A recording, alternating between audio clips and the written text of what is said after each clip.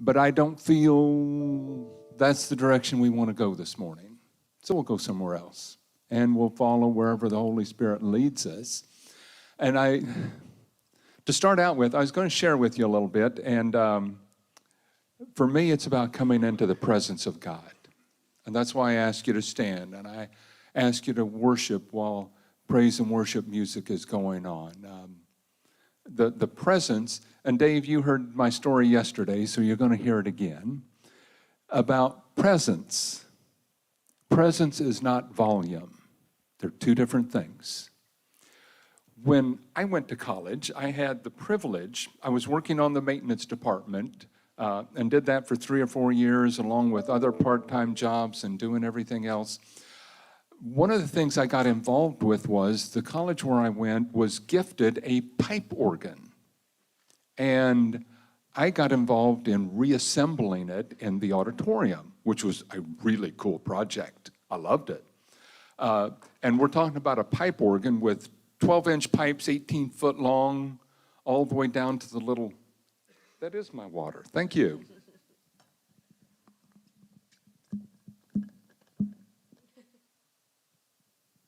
So, and down to the little 6-inch piccolo, really high-pitched pipes. So this pipe organ was gifted to the college, and when got it set up, and this was a large auditorium, far larger than this sanctuary here. This was an actual auditorium, big auditorium for programs and everything. The pipe organ filled the auditorium with presence. I mean, it moved the air. This is not, and again, it's not volume, it's presence. The pipe organ just moved you, moved the air, and you could feel the difference versus being loud. And so in conversations and everything, the pipe organ was gifted by another college, Bethany College. They do Handel's Messiah every year. And they have a tremendously huge, even a larger auditorium, and the pipe organ they gifted did not have enough presence for their auditorium. And so they got a bigger and better pipe organ that did fill their auditorium. But it was, again, it's where I saw and felt the difference between volume and presence. For me, and I will share with you, coming in here, it is about entering into the presence of God, worshiping and receiving the presence of God. Not volume. I don't need the praise band any louder for presence. I need what they do to bring the presence of God into here so that I can feel it. And I love to listen to Pastor Dick preach or whoever's going to bring a message and whatever else is going on. But if all that happened in exactly the same way without the presence of God, it would be completely different. It wouldn't be the same for me. I look for the presence of God. And in that, then secondary is the message, the word, whoever's up here speaking, whatever's going on. But without the presence of God, there's something missing. Come for the presence of God. Look for the presence of God. Seek the presence of God. And so while you guys are up here preaching, you're facing forward and your back is to the back of the sanctuary, you don't see. I walk up and down each and every aisle and I ask God to anoint every chair that you are now sitting in with His presence so that when you sit down in this chair, the presence of God is already there waiting for you so that you can feel the presence of God when you sit down. It's about presence. Not God getting loud and in your face. It's about presence, sitting in the glory of God and doing that. So I want to kind of move on and look at what is honoring to each other. I want to go to honor and respect today. Okay, I'm going to do that a little bit. You hear us reference all the time, what's the number one need of a man? Guys, honor. Number one need, not sex. Number one need is honor. Sex is down the road a little ways. It's not that it isn't there. It's just that it isn't number one. Honor and respect is number one. Sex for women is even further down the list. Okay, it's there. It's okay, admit it. It's there. You can say that. It's there, but it's further on down the list. The number one need of a woman is security.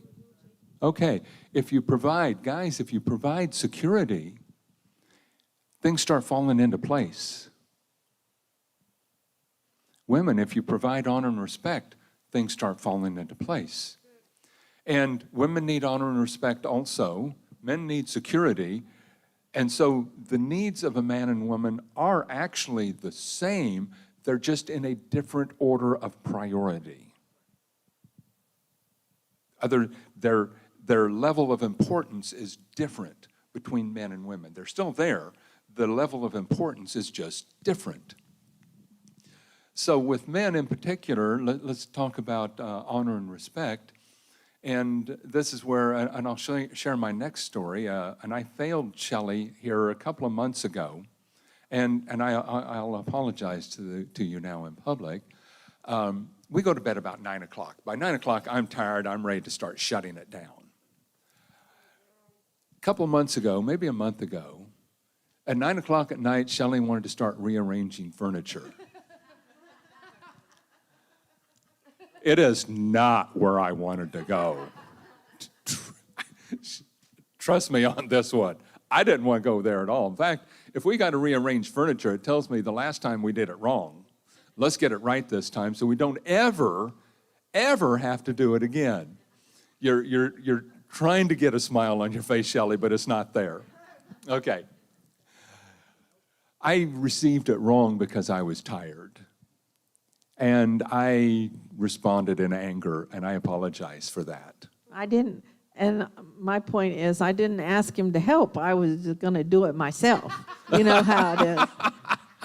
Natasha, you're nodding your head there. You're okay. Anyway, things went south, and I apologize for that. No, with me, I was wrong. I was wrong. I will take my responsibility. Allow me to take my responsibility in this, okay? But I did not show the proper amount of honor and respect to my wife. Even though that's not her number one priority, it is still there. Okay? In the guy's house, when, I don't know, what time is lights out for everybody? 9 on the weekdays, 10 on weekends, right? Did I hear that right? Okay, so 9 o'clock, lights out. Time to start shutting it down. Lights out 10, get be in at 9. Oh, be in at 9, lights out at 10. Okay, I got it. I don't always follow the exact rules. Okay. I don't follow them as far as having knowledge of them. That's what I meant, Caitlin. Okay. If I was in the house, yes, I would follow them. I would follow them to the T. But if you need to be in at 9 and lights out at 10, once lights are out, it means it's time to start being respectful of the other people and their needs. This is where I'm going back to my furniture moving story. I needed to be more respectful of Shelley's needs to have something changed. Okay? I failed on that one. Okay? I recognize that. I really don't want to move furniture again, so we'll pass on that one. But I realized my actions were less than optimum. My actions were not what Shelley needed for that time. And it was my responsibility to sit back, relax, chill out, Daryl. Let's figure out what the other person needs in this. And this is what I'm asking you guys to do in the house. Look at what the other person's needs are. Does the other person need some quiet time? Does the other person need some study time? Does the other person need some downtime? Or does the whole house need loud music right now? And it's going to be probably rare that you will find everyone in the house needing the same thing at the same time. Okay? So it's a matter of being respectful of what the other person's needs are. If they need some quiet time, give them some quiet time. If they need an ear to listen to them, give them that ear. Sit down and listen to them without interrupting. Just sit down and listen to them.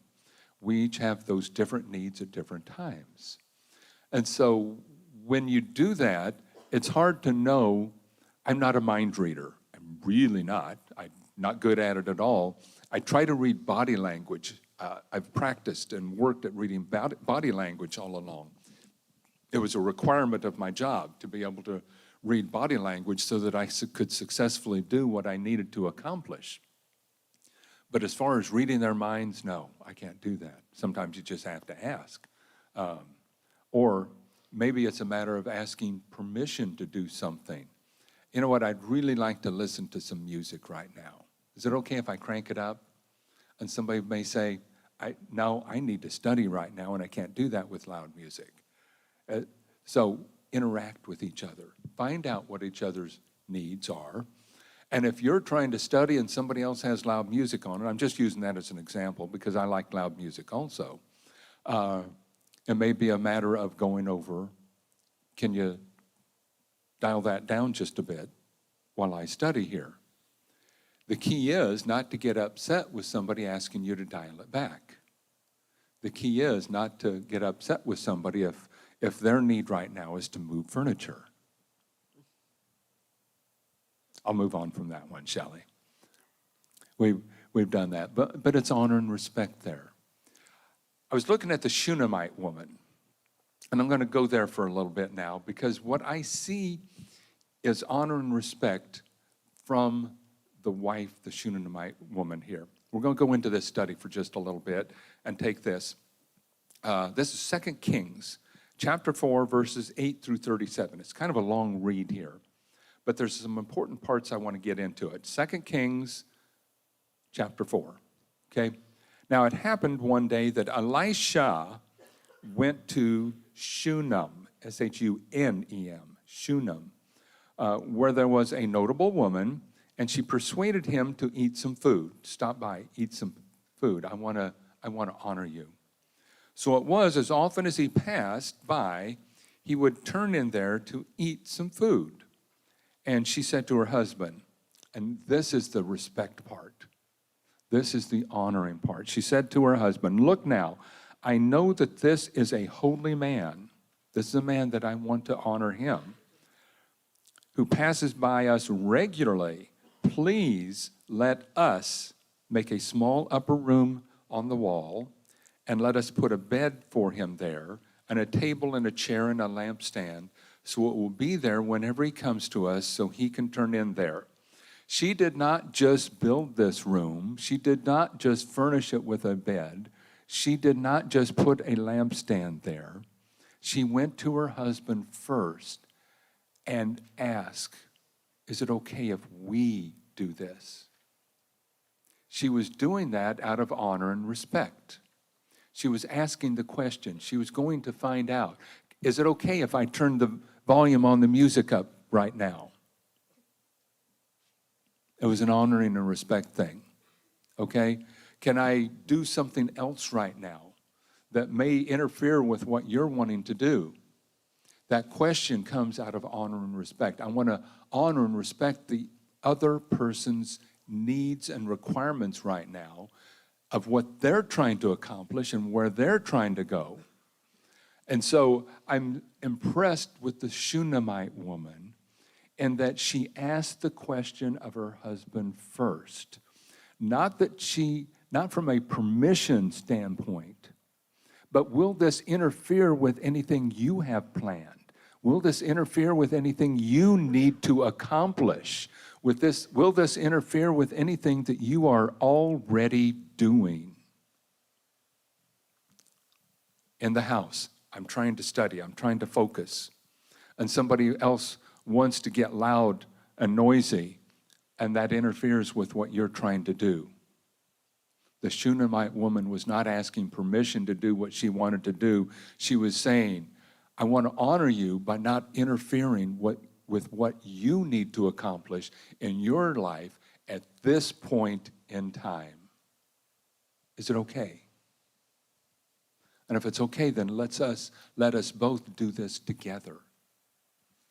Let us work on something. Let us focus on something. Let's go in the same common direction so that we can come to a common goal, accomplish the same thing, and therefore we will end up blessing this holy man. We will end up blessing Elisha, and in doing so, we will receive a blessing back. And that's where I want to be. I want you to be blessed. And in doing so, and this is not out of a selfish reason, but by doing so, I know I will be blessed in return. This is the principle of tithe and offering. I want to present my tithes, my offerings to God. Not for a payback, not to plant. I dislike in tithe and offering the philosophy, even though it's a very legitimate philosophy, of planting a seed. And there's scriptural context for that. It's right, there's nothing wrong with that, but that's not the direction I want to go. I don't want to do it just because I have an expectation of something in return. Now then, planting a seed is expecting a crop and a harvest in return. But there is scriptural principle for planting a seed, because if you don't plant it, you'll get nothing. Nothing produces nothing, okay? So the principle of planting a seed is very valid because I will receive something in return. But if my sole goal is for what I receive in return, then I've got my priorities turned around. I've got the priorities of what women need, what men need, turned around. The need is there. Just the priority is different. I want to focus on what is the prime priority. What needs to come first? And when I get that first and I get that right, then everything else starts falling into place. In our family, God comes first. Family comes second. Church comes third. So if we're gone a weekend and we go to visit family, I don't feel guilty at all because God is still first in our life. Okay? As long as you put God first in your life, everything else starts settling into place. Everything else starts finding its order. Everything else starts coming to completion. This is what the Shunammite woman was trying to do. She was trying to put the priorities in the right order, in the right way, so everything would start falling into place, knowing that when she then blessed Elisha, that her home would then also be blessed. This is the principle also of religious versus godly.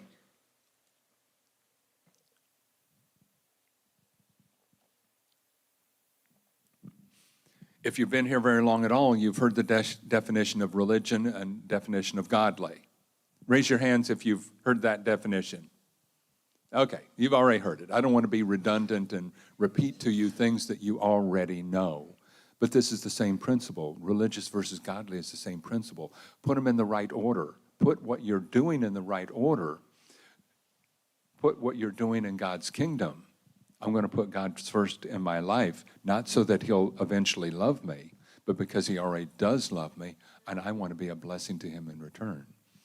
I want to bring my tithes, not because of the seed that I'm sowing, but because I want to bless God because he's already blessed me. I want to put things into the right order, and I want to move things along. The Shunammite woman did exactly that.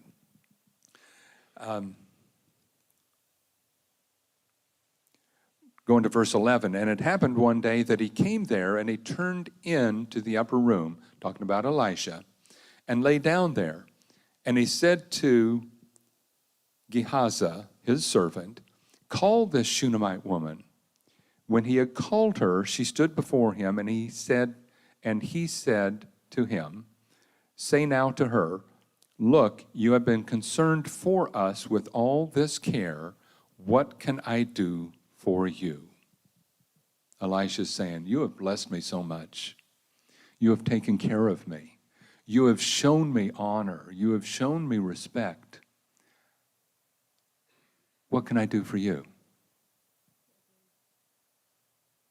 You have but to ask. Ask. Ask, and I will do it for you. And she answered, I dwell among my own people. And so he said, what then is to be done for her? And Gehazi, the servant, answered, actually, she has no son, and her husband is old. So he said, call her. And when he had called her, she stood in the doorway, and then he said, about this time next year, you shall embrace a son. Notice now then, at this point, when he asked her, what can I do for you in return? She says, I'm among my own people. I'm good. I am taken care of. My husband is already taken care of me. He's a good man. I am among my own people. I have family that takes care of me, that we take care of each other. The houses are a family. It becomes a microcosm of a family. Are you living in a family style? Do you look at each other as brothers and sisters? What about the guys? Not so much so. We need to work on this.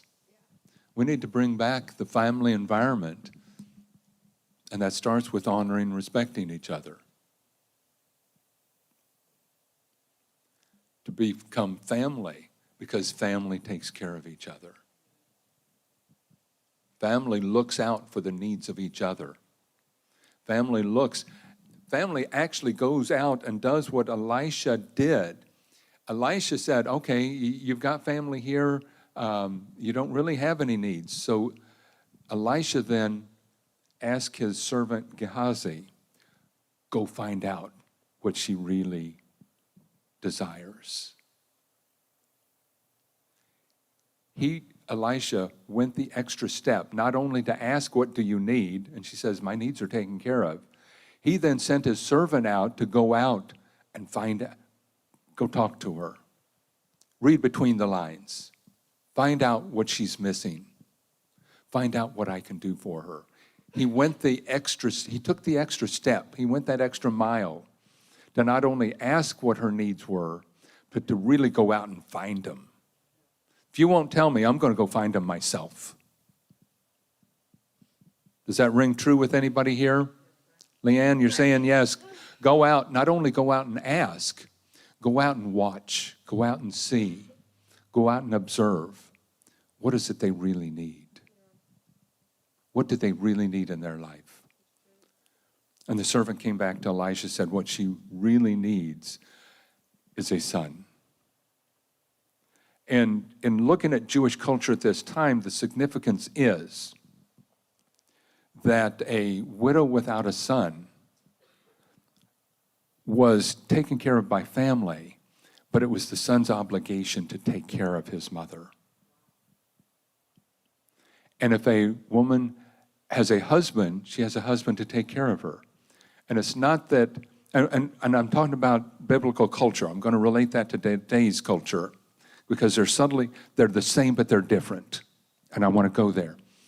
But the woman would take care of the home. The husband would come and provide. Without a husband providing, she had a home, but she had no provision. If she lost her husband, that fell upon the son for provision. She still took care of the home. In today's culture, we become very self-independent. We provide for ourselves, okay? I don't want anybody to say, I can't survive without somebody else. That's back to the codependency. And Shelley and I have talked. She's going to, at some point here before long, she's going to do the codependency teaching. But I'll wait till you're ready. And when you're ready, let me know, and we'll do that. But in today's culture, it's all about taking care of yourself, taking care of your own needs. I don't need anyone else. That becomes very dangerous. I want you to be self-sufficient, but I want you to also to be able to look to God for your needs. It's a covenant teaching between me and God. I look, God, what do you need from me? And God says, this is what I need from you. And I respond, God, this is what I need from you. It goes two ways about taking care of each other in a covenant relationship. Even though I'm self-sufficient. I don't need anybody, but that frees me up to choose. When I grew up, the culture I grew up in, Mom stayed at home for a long time taking care of the house. My sisters were expected to help her cook and clean. My brother and I were expected to go out into the yard and mow the grass and do all of that kind of stuff. I grew up and moved away from home, realized I was in deep trouble because I didn't know how to cook. I mean, I was in really deep trouble. So I went back home, I sat in the corner of the kitchen, and I started watching Mother cook so that I can then duplicate what she was already doing. It did a couple of things for me. First of all, it gave me the chance to be able to take care of myself, which we each need to do. But it also allowed me to appreciate what somebody else does for me. When somebody cooks a meal, if I don't know what it takes to cook the meal, and I don't know how to do it, and I don't know the labor, and I don't know the thought that's involved, I have very little appreciation of it. But if I know what it takes to do that work and how to do that when somebody else does it, I have a great amount of appreciation for that, even though I didn't do it myself. Somebody else did it. By knowing how to do it, I have more appreciation in their labors and what they did. When somebody does something for me, it gives me more appreciation. So I sat in the corner. Mother taught us, and Dad taught us many great things. One of the things I asked Mother, teach me how to braid. I was never going to braid hair, even though I have. I wanted to go out to my grandfather's barn, pull out his baler twine, and start braiding ropes so that I could tie people up with them. April, you're laughing at this. This is exactly what my brother and I did. We braided rope after rope after rope, and we used them as jump ropes to play with. One of the games we also played, and fortunately as kids we weren't too good at tying knots, we would take each other out into Grandpa's pasture down there. We'd tie somebody up and we'd leave them and see how long it took them to show back up at home. That was one of our games. We thought it was great fun. We thought it was funny. In hindsight, it probably wasn't so funny. Fortunately, we didn't tie very good knots at that age. But we did play that. We did that. So when I see somebody with braided hair, I appreciate the art and the effort that went into that. I can braid. No big deal. I can braid. I watched Mother darn socks. Everybody know what the term is to darn a sock? Shelley has watched me darn socks because I don't want to just throw them away. I'm too conservative for that. You're nodding, you're shaking your head no, right? Generally, there's a tool that's used with this, doesn't have to be, called an awl, A-W-L. It has a handle with an egg-shaped thing on top of it. You slide your sock over the top of that to hold and spread it out, and then you sew from end to end. You don't sew them together, you fill in the gap with thread so that you have a whole sock again. Okay, socks are very cheap now. It really doesn't pay to darn your own socks because socks are so cheap. Relatively speaking, they're getting more expensive all the time, all over again. But 100 years ago, well, now 200 or 300 years ago, socks were made by hand. It was an all-day process to make a pair of socks. Now with machinery, the Industrial Revolution and equipment, a machine can sew one in 30 seconds and you've got one. Okay, so you go and just buy a sock now. I watched Mother, she took care of us. In grade school, every single shirt that I wore to school was handmade by my mother. She made all our shirts. She made all my sister's dresses. And so as I grew up, I acquired a treadle sewing machine. I can sew with a treadle sewing machine, and I did. You didn't know that, did you? Yeah, you knew that. I told you.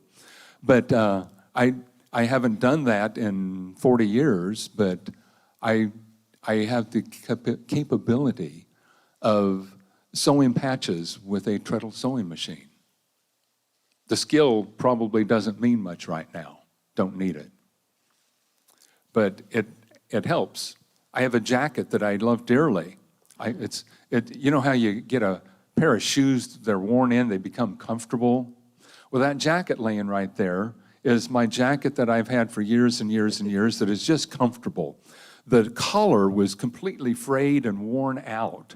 So my friend Julie sewed a new collar on there for me. God bless her for doing that. Yes.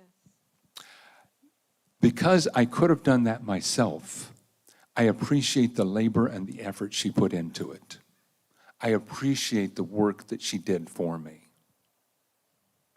I got it back home, perfect, I love it.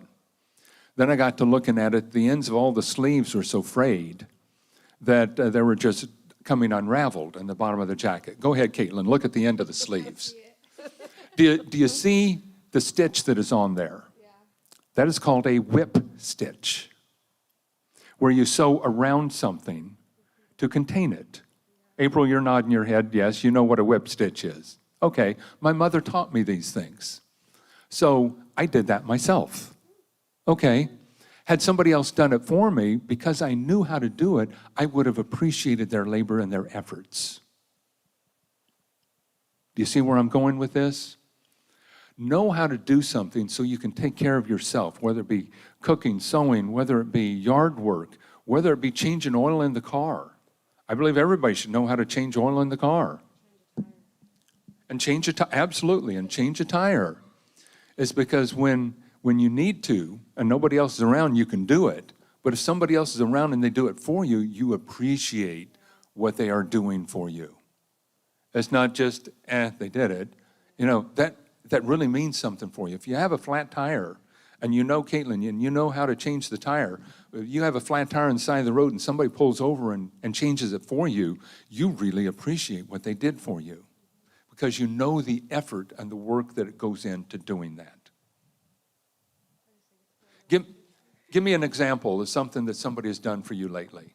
I want to be more interactive this morning. Let me hear from you. What has somebody done for you lately that you appreciate? Caitlin has something.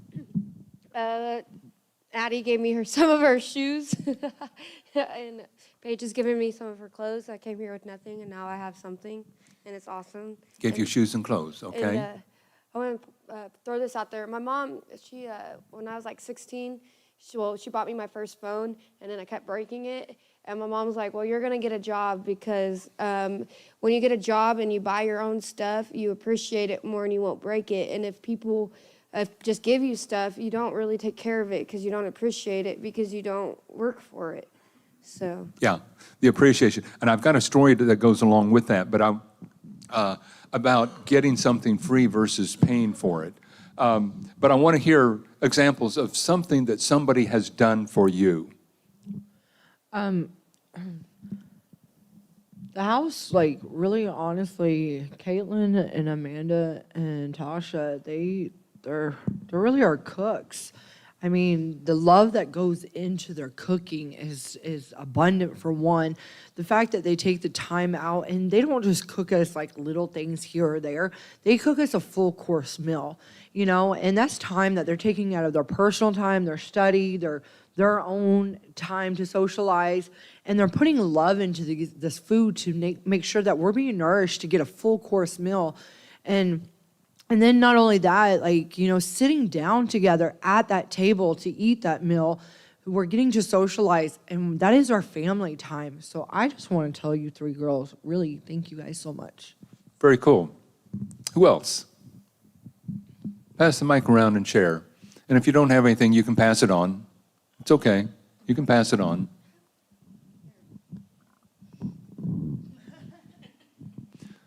Natasha has something. Go ahead. Yesterday, I was needing to talk, and Paige walked with me around the church parking lot. You needed somebody to just talk to. Yeah. I love that one. That one is cool. And Paige just listened. Just listened is what I'm guessing. Knowing her, knowing what she did, she just listened. And sometimes that's what you need.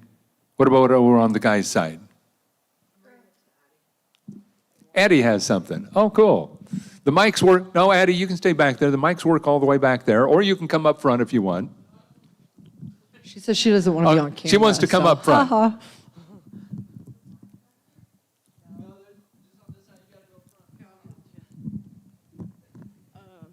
Addie's Paige coming did up my front. chores all last week. I'm sorry, you what? Paige did my chores all last week. Aha. Okay. But that was out of common arrangement. Okay. Okay. You know. Yeah. Anything any of the guys want to share? Something that somebody has done for you recently? Yeah, Anthony. Well, I'm kind of grateful for Nate's rolling skills because if he wouldn't be rolling my cigarettes, I wouldn't have any right now. Okay. Helpful. Travis. When we had people leave on us or whatnot, or we noticed the chores weren't getting, we all grouped together to get these chores done. That includes cleaning house, transferring laundry from the washer to dryer or whatnot. Let's see, I had the privilege of being able to sit down and do a Bible study with Doug. It took a little bit for me to get up and ask the question, but he did sit down and do the study with me and everything, and I was able to answer the things that I was in question to get a different view on an aspect as what someone else viewed as. So we've had grouped together just differently than. Coming together as a group, you're talking about. Correct. Yeah. And I'm impressed. I see you guys, it's usually on Saturdays, I believe, where you clean the church together as a group. It's a group effort where you do it all together. What else? I got one more. I thought it was really cool that Saturday when we came up here and we just like the house was divided in one of the houses, us women asked if it'd be okay if we prayed for them as a unit. And they did the elephant thing with us and they got in the circle and us girls got to circle around them and battle over them and pray for them for, their unity and for their love and everything else. So that was really cool that they even accepted that we could do that for them. I mean, it's something as small as prayer is so huge, It's not a little thing. It's not a little thing. You're absolutely right. Caitlin. So Spencer took time out of his day or his family time to come and have church or worship and prayer up here throughout like Friday, Saturday.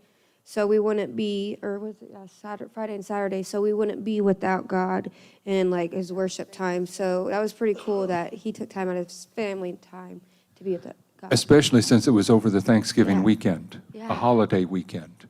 He gave his time. Spencer is a very giving man of God, very giving man. And his plate is full, I assure you. His plate is full, and he still found a place for you. Shelley, anything you was going to share? Okay. Leanne has one more. Then we'll move on. I really am grateful and thankful that Miss Shelley mentors in with me.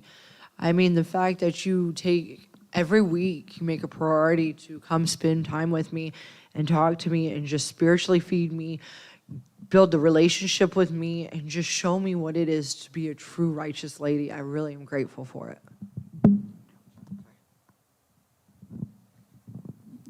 Very cool. She is very gracious. Yeah.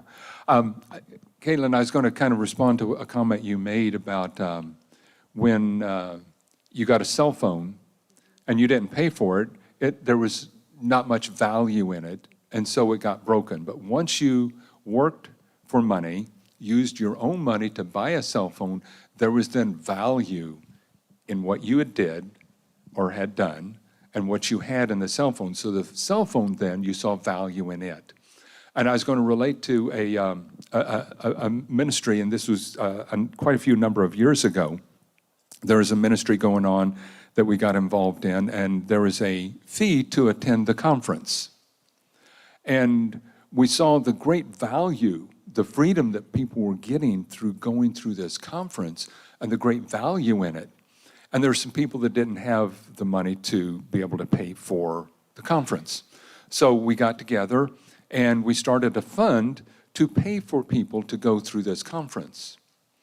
The people that paid their own fees showed up every day, showed up on time, was alert, and paid attention.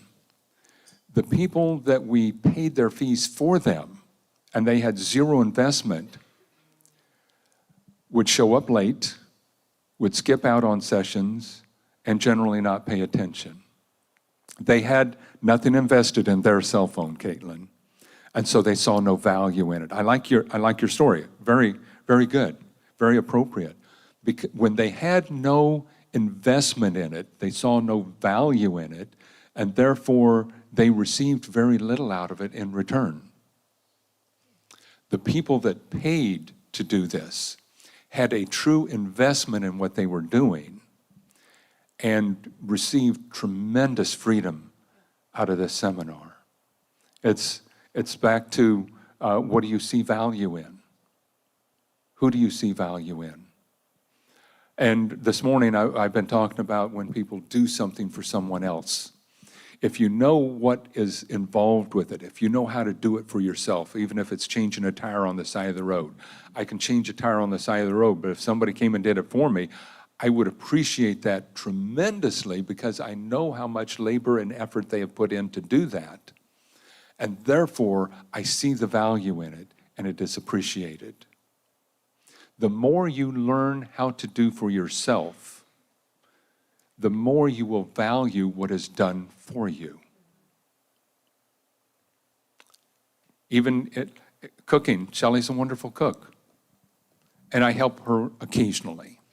She does most of it because she's so good at it. But because I do know how to do it, I value what she does. I appreciate what she does far more than if I had never cooked and I had no idea what it took to accomplish and do what you do. In the girl's house, in the guy's house, when you work together, you accomplish things together. There is more there. There's more value in that. I'm going to move on a little bit in 2 Kings here. Verse 17, and the woman, the Shunammite woman, conceived and bore a son when the appointed time had come, of which Elisha had told her. And the child grew. Now it happened one day that he went out to his father, to the reapers, working with his father, and he said to his father, my head, my head. So he said to the servant, carry him to his mother. When he had taken him and brought him to his mother, he sat down on her knees till noon and then died.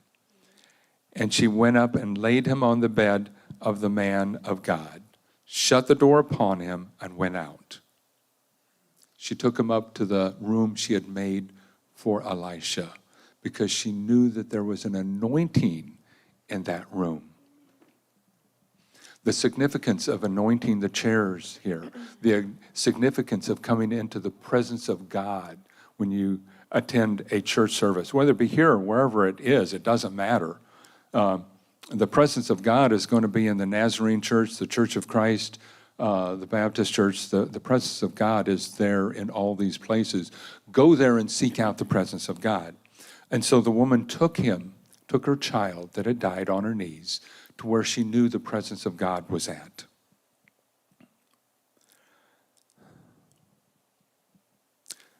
Verse 22, then she called to her husband and said, please send me one of the young men and one of the donkeys, that I may run to the man of God and come back.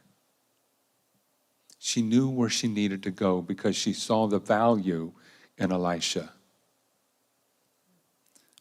She knew the value there. So he said, why are you going to him today? It is neither a new moon or Sabbath. Why are you going to Elisha's today? The husband did not see the value in it. The wife saw the value in it. Look for the value in the things in your life that you do. And if somebody else sees value in something that you don't, look and find out why they see value in it so that you can also recognize the value yourself. Going on in 24, and then she said, it is well. And she saddled the donkey, and she said to her servant, "Drive the donkey and go forward. Do not slacken the pace for me unless I tell you." And so she departed and went to the man of God at Mount Carmel. She went to Elisha. So it was, when she went to the man of God, he saw her from far off, that he said to his servant Gehazi, "Look, the Shunammite woman, see her way off in the distance. I recognize her because I know her, because I've spent time with her. I know who she is. I know this is not normal, so something is going on. Let me go out and find out what is going on." Verse 26, "Now please run to meet her and say to her, is it well with you? Is it well with your husband? Is it well with your child?" He's asking the questions to find out, what is it that you need?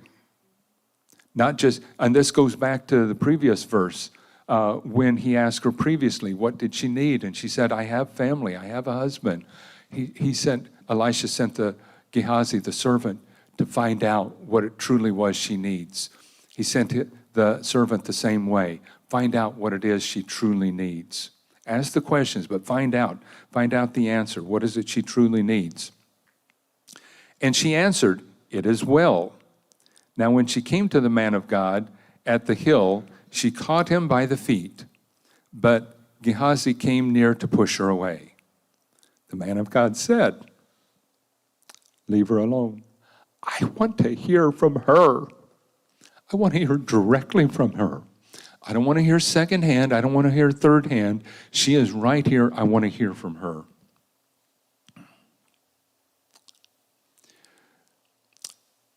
So he said, "Leave her alone, for her soul is in deep distress." He was watching. He knew. "And the Lord has hidden it from me and not told me." And so she said, "Did I ask for a son of my Lord? Did I not say, 'Do not deceive me'?" This is in previous scripture. She's repeating this. Then he said to Gehazi, "Get yourself ready. Get yourself ready. Take my staff in your hand and be on your way. If you meet anyone, do not greet them. If anyone greets you, do not answer him, but go. Lay my staff on the face of the child." You now have a mission. You now have a purpose. You now have a destiny. You now have value. I am telling you, there is value in what I'm sending you to do. Don't just walk somewhere. Don't just go somewhere. Go somewhere with purpose, because there's value in what I'm sending you to do. There's purpose in what I am asking you to do for me. And because you're doing it for me, you're doing it for this woman, for the Shunammite woman. Verse 30, and the mother of the child says, "As the Lord lives and as your soul lives, I will not leave you." And so she rose and followed him. Now Gehazi went on ahead of them and laid the staff on the face of the child, and there was neither voice nor hearing. Therefore he went back to meet Elisha, and told him, saying, "The child has not awakened." When Elisha came into the house, there was the child laying dead on his bed, laying dead on Elisha's bed. He went in, therefore, shut the door behind the two of them, went in by himself, and prayed to the Lord. He had great purpose in what he was doing. Because of what this woman had done for him, there was great value in what he was doing in return for her. There was great value.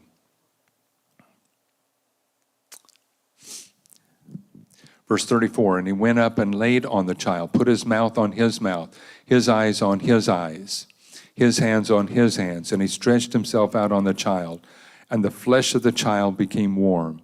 He returned, verse 35, he returned and walked back and forth in the house, and went up again and stretched himself on him.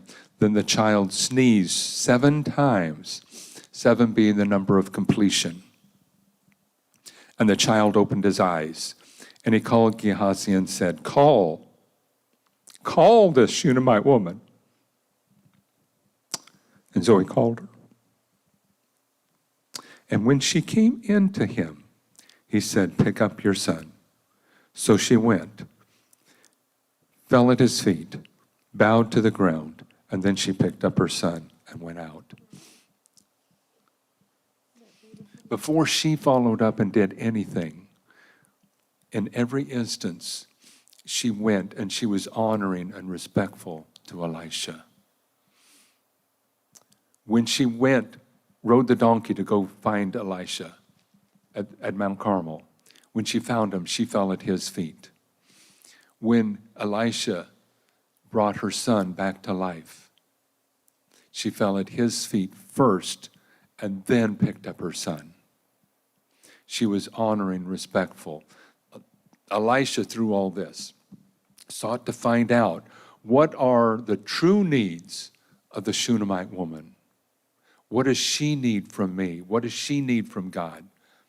Go and find out.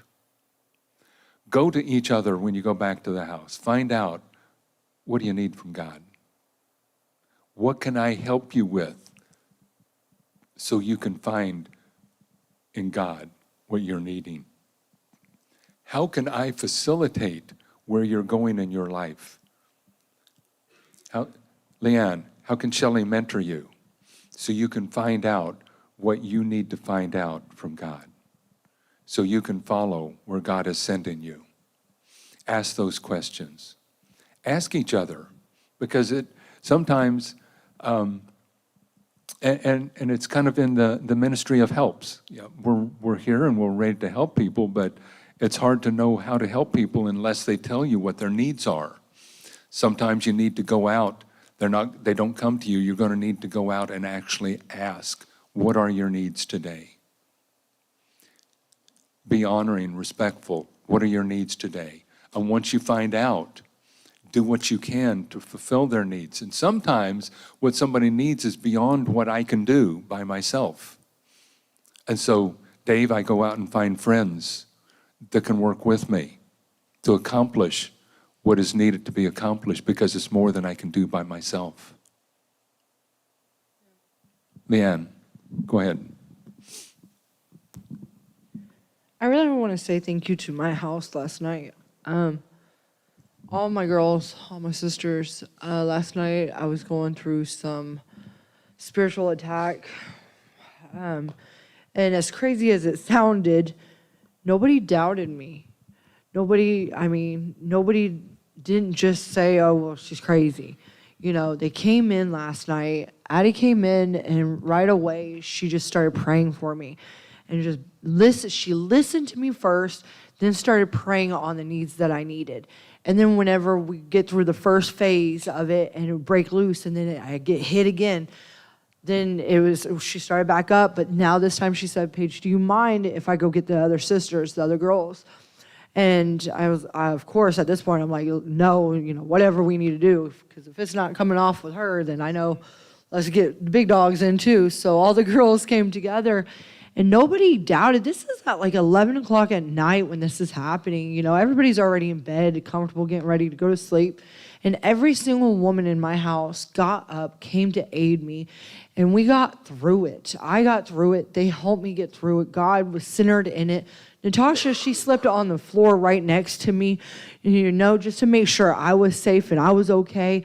Like, this was a real spiritual battle last night. And my sisters came together and didn't even think twice. So I really want to thank you guys, and I love you guys. I like the sequence in which you ordered things. I was paying attention, and I hope everybody else was paying attention to the sequence. First of all, you went to somebody for help. Secondly, Addie asked, what do you need?